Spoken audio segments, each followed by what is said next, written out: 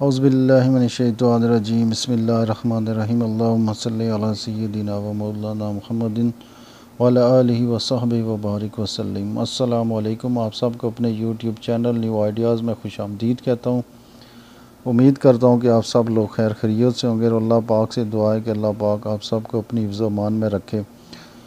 اللہ کی نعمت، فضل، کرم اور شکر کے ساتھ آج کی ویڈیو شروع کرتے ہیں۔ آج کی ویڈیو میں آپ کو تاریخ اسلام کی عظیم سلطنت کے بانی کا مختصر سا تعارف کراؤں گا، جس سلطنت نے 600 سال تک مسلمانوں کی حقوق کی جنگ لڑی اور ہر مشکل میں مسلمانوں کی مدد کی۔ یہ وہ دور تھا جب دنیا کے کسی بھی کونے میں مسلمانوں پر ظلم ہوتا تو یہ خلافت ان کی مدد کرتی، اور اس ٹائم کسی یہودی صلیبی کی ہمت نہ ہوتی کہ وہ مسلمانوں پر ظلم کر سکے۔ پھر سازشوں کا ایسا جال تیار کیا گیا جس کی تفصیل آپ کو پھر کسی ویڈیو میں بتاؤں گا، اور خلافت کو توڑ دیا گیا۔ آج میں آپ کو اس سلطنت کے بانی کا کچھ مختصر سا تعارف کرانا چاہتا ہوں۔ ویڈیو شروع کرنے سے پہلے آپ لوگوں سے وہی ریکویسٹ ہے کہ پلیز چینل کو سبسکرائب کر دیں اور بیل کے بٹن میں آل کو سلیکٹ کر دیں تاکہ جو بھی نئی ویڈیو آئے وہ آپ تک پہنچتی رہے۔ آج میں آپ کو جس عظیم ہستی کا مختصر سا تعارف کروانے جا رہا ہوں ان کا نام ہے ارطغرل غازی۔ ارطغرل غازی خلافت عثمانیہ کے بانی تھے۔ آپ کی پیدائش 1191 عیسوی میں ہوئی اور وفات 1280 میں ہوئی، اور کچھ کتابوں میں 1281 بھی لکھا ہوا ہے۔ آپ کے 3 بیٹے تھے جن کا نام گور، شہریار اور عثمان تھا۔ آپ کے بیٹے عثمان نے ارطغرل آپ کی وفات کے 10 برس بعد خلافت بنائی، اور عثمان کے نام سے ہی خلافت کا نام خلافت عثمانیہ رکھا گیا، لیکن اس خلافت کی بنیاد ارطغرل غازی ہی رکھ کر گئے تھے۔ اس کے بعد اسی خلافت نے 1291 عیسوی سے لے کر 1924 تک حکومت کی۔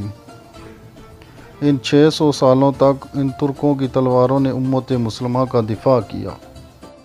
ارطغرل غازی کا خاندان وسطی ایشیا سے یہاں آیا تھا، اور ان کے جد امجد اوس خان کے 12 بیٹے تھے جن سے یہ 12 قبیلے بنے، جن میں سے ایک کائی قبیلہ تھا جس سے ارطغرل غازی کا تعلق تھا۔ ارطغرل غازی کے 3 اور بھائی تھے جن کا نام گلدارو، سارم اور زلجان تھا۔ آپ کی والدہ کا نام آئمہ خاتون تھا۔ آپ کا قبیلہ سب سے پہلے وسطی ایشیا سے ایران اور پھر ایران سے اناطولیہ آیا۔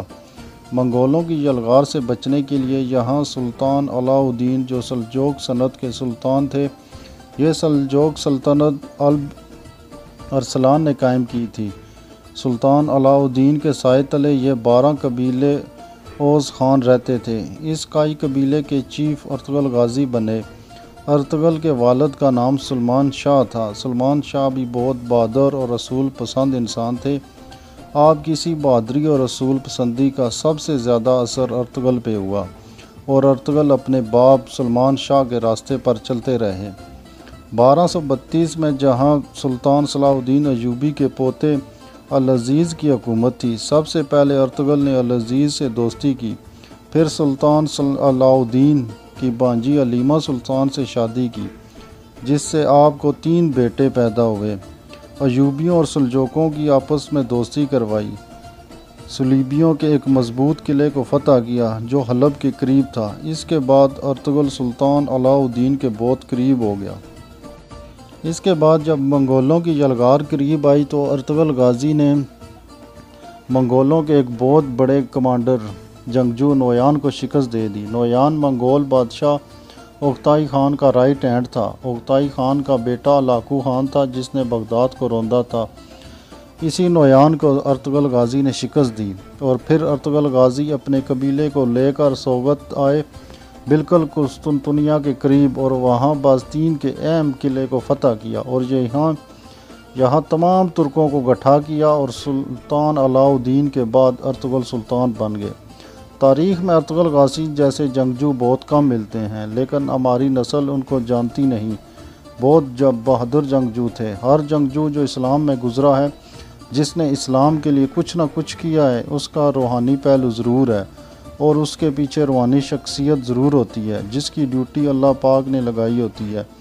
تاریخ اٹھا کر دیکھ لیں، اسلام کے آغاز سے لے کر اب تک آج بھی اگر کوئی اسلام کے لیے، امت کے لیے کوئی ڈیوٹی کر رہا ہے تو اس کا روحانی پہلو ضرور ہوگا۔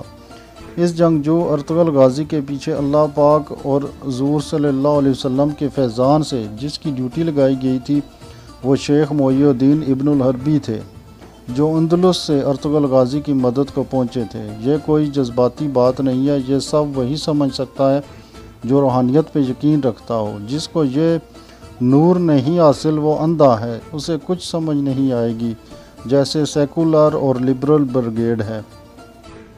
ارطغرل غازی ڈرامہ عام مسلمانوں کو جہاد فی سبیل اللہ پر تقوی، مشکل میں صبر، حضرت محمد صلی اللہ علیہ وسلم سے بے پناہ محبت، ایمان کی مضبوطی اور ہر حال میں راہ خدا پر ڈٹے رہنا سکھایا گیا ہے، جو آج کے نوجوانوں کو سیکھنا بہت ضروری ہے۔ اسی لیے یہ ایک ڈرامے سے بڑھ کر بہت کچھ ہے۔ اللہ پاک ارطغرل غازی کا رتبہ بلند فرمائے اور ہزاروں رحمتیں ہوں ان کی تربت پر، آمین ثم آمین یا رب العالمین۔